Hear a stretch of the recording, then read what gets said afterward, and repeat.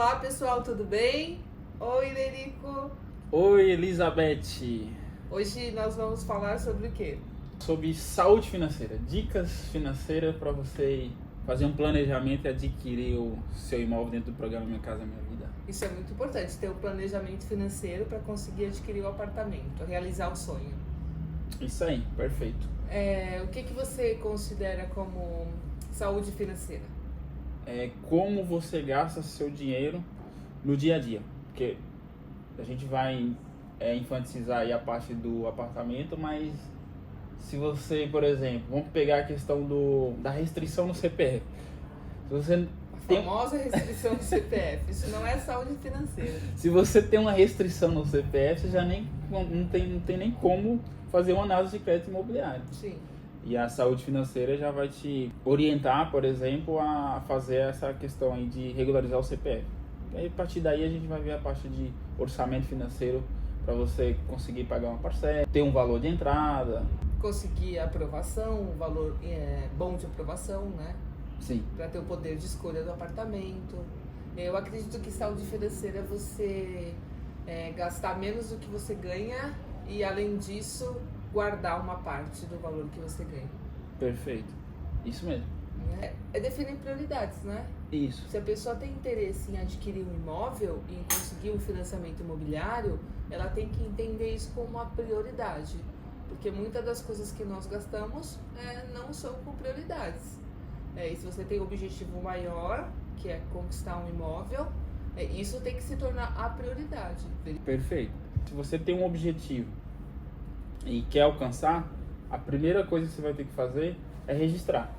Quanto você ganha, estou falando de uma pessoa, mas pode ser uma família também, né? Sim. Que aí pode ser todos, tem que envolver todos, que aí você vai controlar tudo que você recebe tem de renda e tudo que vocês gastam. A partir daí vai ficar mais fácil. Se for um caso dessa pessoa, por exemplo, perceber que está gastando mais do que ganha, automaticamente ela vai ter que decidir se ou ela reduz, que tem coisas que é possível diminuir, né, os gastos, ou se ela vai fazer uma renda extra.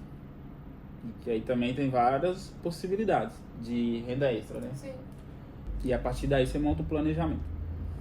Muitas pessoas conseguem adquirir o apartamento mesmo sem ter esse planejamento, né? Às vezes uma oportunidade não é nem o momento que a pessoa tá pensando em comprar um apartamento e ela não se planejou e ela conseguiu adquirir. Claro, isso veio de ela já ter uma saúde financeira e ela conseguiu uma aprovação, mas ela não estava com esse planejamento, mas ela viu a oportunidade e comprou o apartamento. E a partir daí, sim, ela vai se regrar para ter um controle absoluto dos gastos para conseguir pagar as parcelas do financiamento, né? Ou as parcelas da entrada, se ela comprar na planta, enfim. Então, a sua primeira dica seria anotar tudo que ganha e principalmente tudo que gasta, né? E verificar se não está gastando além do que ganha. E esse gastar além do que ganha vai a questão do cartão de crédito também, né? Sim. Porque às vezes a pessoa não está devendo nada, mas ela comprou no cartão de crédito e ela está com alguma coisa que ela já está comprometendo o salário do outro mês. O cartão de crédito, se você usa ele com inteligência, ele é muito bom. Só que a maioria das pessoas usa como renda. Daí não é uma renda, é apenas um crédito. Ela considera o limite do cartão como se fosse uma renda que ela tem, né? Mas não é. Na minha opinião, se a pessoa está interessada em fazer uma análise de crédito e adquirir um apartamento, é melhor que ela não faça o parcelamento. Se ela tem a possibilidade de pagar à vista. Nesse momento que ela vai fazer a análise para conseguir o financiamento, é melhor que deixe a renda descomprometida. Porque isso quando você compra algo de valor e parcela no cartão de crédito, isso vira um comprometimento financeiro. Então, se você teria o seu salário todo livre, agora você não tem mais porque ele está comprometido com aquela parcela de financiamento de carro, de moto, de cartão de crédito. Então, se o objetivo adquirir um apartamento, conseguir o financiamento, o ideal é que não faça esse parcelamento. Isso, perfeito. Quando se trata de análise de crédito, quanto maior assim, a margem de renda estiver livre, melhor é. O que uma boa saúde financeira reflete na análise de crédito? Aí tem alguns fatores. Se você já deixou bem claro aí a parte comprometimento de renda, né? Mas aí tem a questão do score também. Vou considerar um ano para ficar mais fácil de a gente explicar. Ela manteve ali suas contas sempre pagando em dias, né? Então vamos pôr conta de energia, conta de água, que são serviços essenciais aí que todo mundo acaba que tendo que arcar todo mês. Ou ela paga antes da data ou paga em débito automático. Que às vezes você pagou naquele mês, mas passou 2 dias. Pra você, tranquilo, não tem problema nenhum, mas já tá contando um pontinho negativo ali. Né? O score já influencia. Quando se trata de crédito imobiliário, influencia um pouquinho. E aí eu peguei como exemplo 2, né? Conta de água e energia, mas imagina quantos boletos a gente paga aí por mês, né? Sim.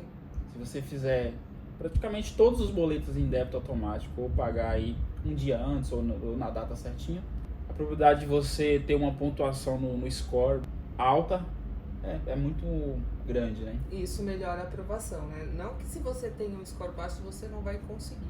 Você só não vai conseguir se você tiver restrição no nome. Só que se você tiver um score baixo, é provável que a sua aprovação venha menor. Às vezes nem consegue, por exemplo, dentro do programa Minha Casa Minha Vida. Automaticamente... Mas eu já tive vários clientes assim que tinham restrição no nome, aí limparam o nome. Depois de 5 dias a gente já fez a avaliação e a gente já conseguiu a aprovação. Então, assim, se ele estava com o nome restrito e limpou, automaticamente o score dele não estava alto. E aí, após 5 dias, a gente já fez a análise e ele conseguiu a aprovação. Eu não sei se ele tivesse com o score maior, se ele conseguiria uma aprovação maior, mas já teve alguns casos de eu conseguir. E provavelmente você também, né? Sim, quando se trata de score, ele influencia, mas não é um fator decisivo. Ele tem influência, sim. Já teve casos que o cliente, vamos pôr, com uma renda muito boa para dentro do programa Minha Casa Minha Vida de 5.700. É uma renda boa. Só que ele não conseguiu a aprovação dentro do programa Minha Casa Minha Vida. Porque o único fator que realmente ele não conseguiu foi score. Tá. Ele não conseguiu dentro do programa Minha Casa Minha Vida, mas conseguiu com a taxa de juros ainda na época muito boa também, né? Diferente do mercado tradicional. Mas não conseguiu dentro do programa Minha Casa Minha Vida. Mudou algumas coisas, mas ele conseguiu a aprovação. Então, foi um fator score decisivo nessa parte, mas não é tão, assim, relevante quando se trata, por exemplo, minha renda não tem comprometimento, meu score não tá 100%, tá 1.000 pontos ali, né, que é o que a gente considera de 0 a 1.000, mas você vai conseguir a aprovação também. É bom se organizar financeiramente, porque se for comprar um apartamento que está na planta ou em construção, ela vai ter um gasto ali durante a obra mesmo, antes de ter o apartamento, que não estava no orçamento dela. Então ela vai estar pagando parcelas de entrada. Então, ela já se preparando antes para ter essa parcela a mais que ela não tinha no orçamento dela, já é bem interessante, porque ela já vem em um preparo, né? Sim, porque ela vai ter que conseguir arcar pelo menos com a mensal ali, pelo mais que seja, talvez não vai ser o equivalente a 30% da renda, mas alguma parcela ela vai ter. Sim. De pagar. Para ficar mais claro e simples de entender, assim, pega o valor da renda e divide por 3. Uma parte, 1/3, tem que estar livre. Tem que ser um valor que você tem que estar livre para que você consiga pagar a parcela que seja da entrada, que seja do financiamento. Porque você não vai pagar as 2 parcelas juntas. Primeiro a parcela da entrada e depois do financiamento. Então você vai pegar o seu salário e dividir por 3. Se você achar que 1/3 desse salário você consegue arcar com uma parcela, você está absolutamente pronto para comprar um apartamento. Sim, perfeito. Em relação à saúde financeira, eu acho que a pessoa que é assalariada é um pouco mais fácil de controlar isso, né? Porque você, mesmo quem tem comissão, aí claro que tudo que vier vai ser um pouco a mais, vai ser um lucro, mas a pessoa já sabe a média salarial dela e é mais ou menos todo mês aquilo lá, ela tem como comprovar, fica um pouco mais fácil para ter esse controle, né? Eu acho que a maior dificuldade são para as pessoas que são autônomas, né? Porque às vezes elas não têm nem a noção. Muitas vezes eu pergunto quanto que o cliente tem de rendimento mensal, ele me informa a renda, quando a gente vai analisar os extratos bancários, ele tem uma renda ou muito maior ou muito menor do que ele falou. Porque ele não consegue sequer saber quanto que ele ganha de fato por mês. Ele não tem esse controle, né? E assim, na questão da renda informal, né? Autônomo, profissional, liberal, além desse falta de controle do que ganha e do que gasta, que é a maioria, a gente percebe no dia a dia, né? Não tem. Tem a questão também assim, as normativas da Caixa não permitir, por exemplo, o fato dele não formalizar essa renda, não declarar essa renda, usufruir de toda a capacidade de poder de compra dele, né? Porque essa parte de declaração de imposto de renda também entra nessa questão aí da pessoa realmente fazer um esforço para, se ela tem intenção de adquirir um apartamento, principalmente dentro do programa Minha Casa Minha Vida, se ela quer um crédito imobiliário, é interessante ela fazer um planejamento para declarar essa renda que ela movimenta em conta bancária. Sim. E você declarando no imposto de renda, você está ali comprovando, você está formalizando que aquela renda que está movimentando na sua conta realmente é o seu dinheiro, que é o que você ganha mensalmente. E isso faz com que você consiga tranquilamente ter a sua aprovação de financiamento, porque aí o banco vai saber que realmente você ganha e tem a capacidade de pagar. Se você quer um crédito imobiliário, tem intenção de adquirir um apartamento, é importante fazer essa declaração de imposto de renda. Sim. Só para formalizar a renda. Então, e nada, assim, e uma outra coisa importante também que a gente estava esquecendo de falar. Quando for declarar, tem que declarar pelo menos um mínimo exigido de impostos tributáveis, valores tributáveis, né? Hoje a gente está considerando aí, vai mudar o ano que vem, mas esse ano aí de 2023 ainda foi o mínimo aí 28.000, né, 560 anual, 2.380 mensal, porque se você declara menos do que isso também, você não consegue formalizar a renda. E para fins de financiamento, é melhor não declarar, tem que ser sempre acima da taxa de isenção, né, do valor de isenção. O certo é declarar realmente o que se ganhou, né? Isso. Então é coerente com a movimentação bancária mesmo. Aí você vai ter um financiamento que você consegue pagar. É isso mesmo. E assim, e tem uma outra, eu esqueci de falar de pessoas, por exemplo, que freelance, diarista, né? Que geralmente não movimenta a conta bancária. Isso é muito importante, foi bem lembrado, porque aí tá o problema número 2, né? Porque o que está sempre movimentando a conta, ele pode fazer a declaração, formalizou, acabou o problema, né? Agora, se eu trabalho com alguma coisa que eu recebo em dinheiro e não movimento, aí eu tô com problema, né? Porque aí mesmo que você queira declarar, vai ficar difícil, porque assim, a declaração de imposto de renda vai ser como que você ganha e como que você gasta, e a melhor maneira de você provar isso, formalizar, é quando você movimenta em conta bancária. Se você não movimenta, o dinheiro em espécie não vai servir. Sim, Não só pessoas que são diaristas, mas às vezes ambulante, né? Que tem uma movimentação, que fatura, tem um faturamento que seria possível financiar. Mas como está movimentando ainda em dinheiro, não tem como comprovar, nem pelos extratos bancários e muito menos que não vai saber quanto que ganhou para declarar o imposto de renda, né? Então tem que ter a disciplina de pegar todo o dinheiro que se ganha e passar ele pelo banco, colocar em uma conta corrente, para ter o exato valor de quanto se ganhou no mês, né? Abrir uma conta corrente, pessoa física, movimentar e declarar o imposto de renda. Conseguir o financiamento, simples. Simples assim. Mais alguma dica que você queira falar? Então vamos recapitular. A gente falou sobre gastar menos do que se ganha, tentar evitar fazer o parcelamento para não comprometer renda para si próprio e para terceiros, porque tem gente que não faz dívida no nome, mas ela empresta o nome para alguém fazer. Vou emprestar o nome para o meu primo comprar uma moto, mas não sou eu que pago as parcelas, mas está no seu nome, então está comprometendo a sua renda. Quem tem interesse em fazer financiamento imobiliário não pode emprestar o nome para ninguém. Então, se controlar em relação aos gastos, não fazer comprometimento financeiro, e os autônomos, os profissionais liberais que não têm renda formal, que não é registrado, que não é CLT, declarar o imposto de renda para conseguir o financiamento imobiliário. É o caminho para conseguir o financiamento imobiliário, né? Saudável. E manter o CPF regular. Não, sim, esse aqui antes, não pode ter. Assim, é que você estava recapitulando, né? E aí o primeiro passo aí mesmo, porque às vezes você fez tudo isso aí, mas tá com o CPF irregular, provar, né? não vai. Mas é fácil de resolver, né? Assim, no primeiro momento, às vezes a pessoa não tá sabendo, né? Vai constar uma pendência, porque às vezes ela nem tá sabendo lá. Conta que ficou para trás lá, um valor aí de R$20 lá atrás.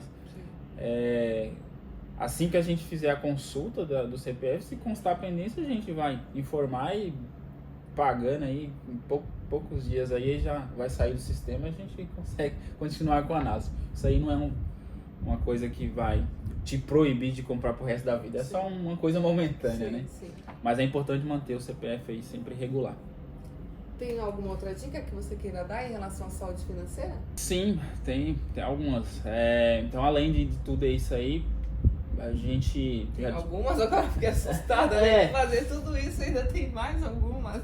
Tem, porque assim, imagina assim, a questão do poupar ou guardar, porque a gente não tem um hábito, né? Não. Então, geralmente, tem um dinheirinho ali, a gente já começa a querer inventar alguma coisa para gastar, né?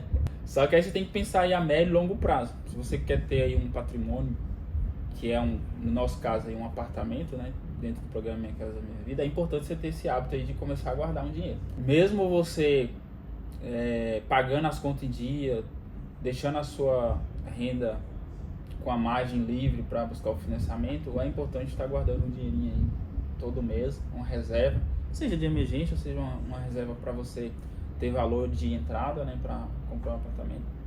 Então seria essa aí uma próxima dica aí. Porque isso até aumenta o poder de escolha do apartamento. Porque muitas conseguem comprar mesmo sem ter esse dinheiro reservado, sem ter essa entrada.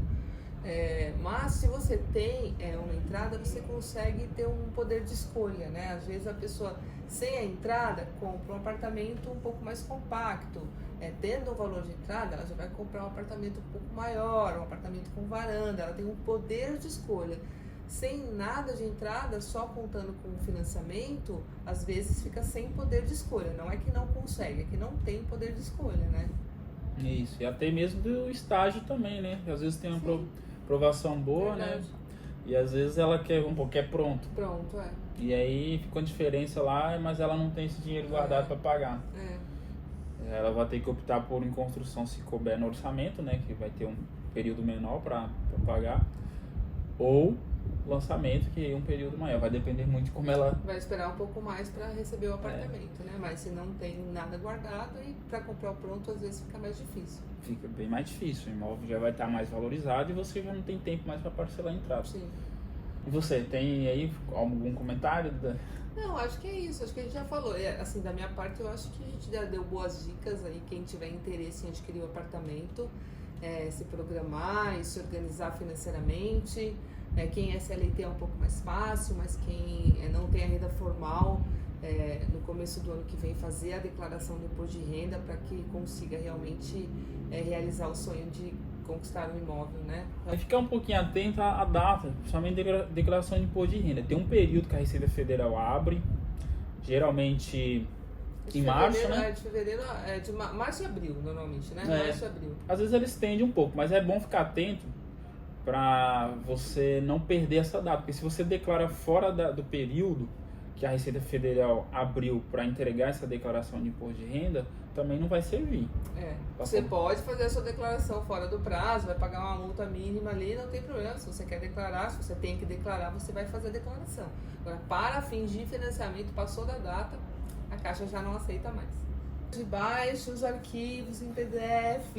Fez a declaração de imposto de renda, tem que baixar 2 arquivos, o da declaração e do recibo de entrega. Retificou, tem que baixar mais 2 arquivos, da declaração e do imposto de renda. E tem que guardar esses arquivos guardar. Isso é um documento muito importante. Às vezes a pessoa declarou, mas ela não baixou, ou baixou e não sabe onde guardou. Tem que guardar esse arquivo de uma forma que você tenha ele sempre. Esses são documentos importantes.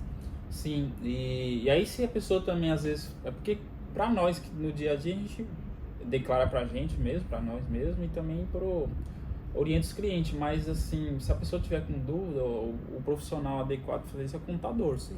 Só que é importante mencionar para ele, quando for fazer essa declaração, que você tem intenção de, por exemplo, adquirir um imóvel, quer ter o máximo possível aí de aprovação de financiamento.